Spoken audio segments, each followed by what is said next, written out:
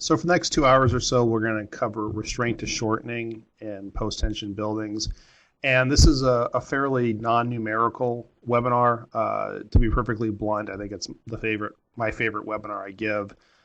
It really has nothing to do with numbers, finite elements, time history analysis, and stuff like that. It's really more of just the detailing and understanding how concrete, and especially a post-tension concrete building, will move and react to everyday conditions, and how we try to minimize the cracking that can be associated with a post-tension structure.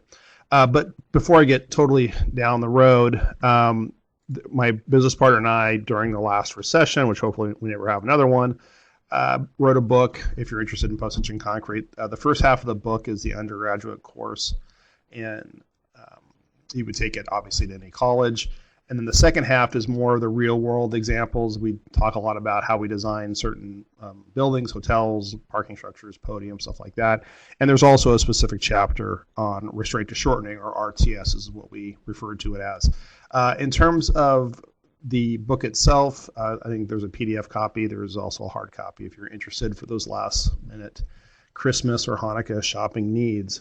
So anyway, before I get too far down the road in terms of detailing, I'm going to tell a story that has actually happened a couple times, but it's a funny story now. It wasn't a funny story then, but it kind of illustrates what you will deal with RTS. A couple, year and a half ago, before the world changed with COVID, it was a Sunday morning. I'm going to say very early, 6:30, 7 o'clock. I had just woken up.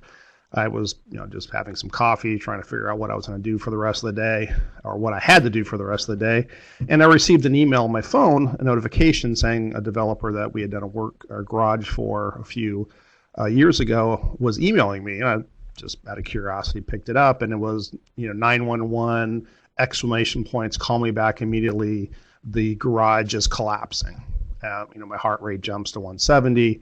It got very real very quickly. So I called him on the phone, and it sounded like he had been up for 2 days and chain smoking and all that kind of stuff. And I was like, wow, this isn't going to be a good day or start to my day. He said, you got to get over to the site. We had a big to-do the night before, all the dignitaries, the beautiful people. Of course, that didn't include me. The mayor, the mayor's,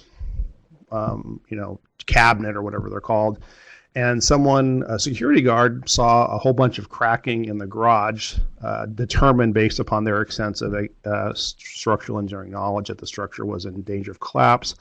And apparently the festivities of the opening of this grand entertainment center, which had, movie theaters, comedy clubs, restaurants, back in the day when we could do that kind of stuff, was just an imminent collapse. And so I think the mayor had to be evacuated, and the beautiful people didn't have a beautiful evening.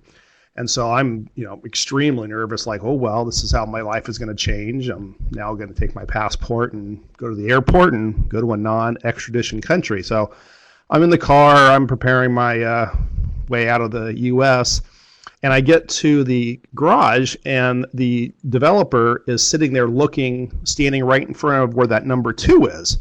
And, he looks half-shaven, probably slightly hungover, and I'm looking at him going, okay, where's the problem? He goes, you can't see it? And I'm like, okay, this has got to be a joke, or I'm just stupid and didn't have my contacts in. And he goes, oh my God, this is where the worst thing has happened. This is the worst day ever. I'm like, okay, just, calm down.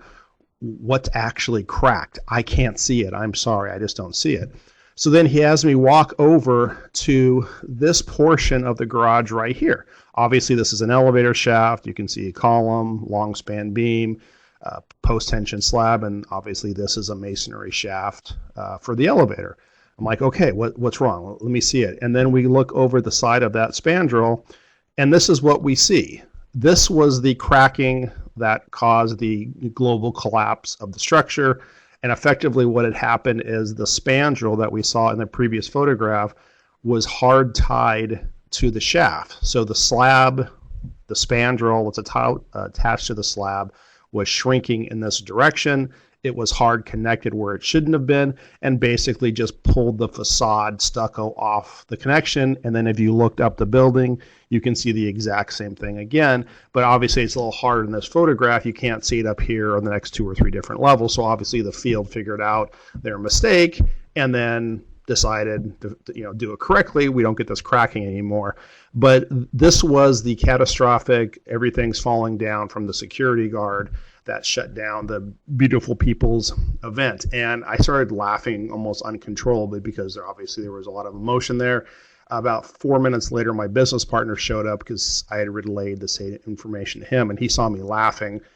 And he didn't know if I'd either just lost it mentally and was checking out of the world, or it was RTS. And he got out of his car, looked at me, and he goes, "Tell me it's RTS." And I said, "Of course it's RTS. It's always RTS." And I was devastated with myself. I didn't actually think that, oh my God, this is going to be RTS because all the cracks we have in post-tensioning. So it was a funny story. We went out to Denny's and got pancakes afterwards. But at the time, I thought that was it.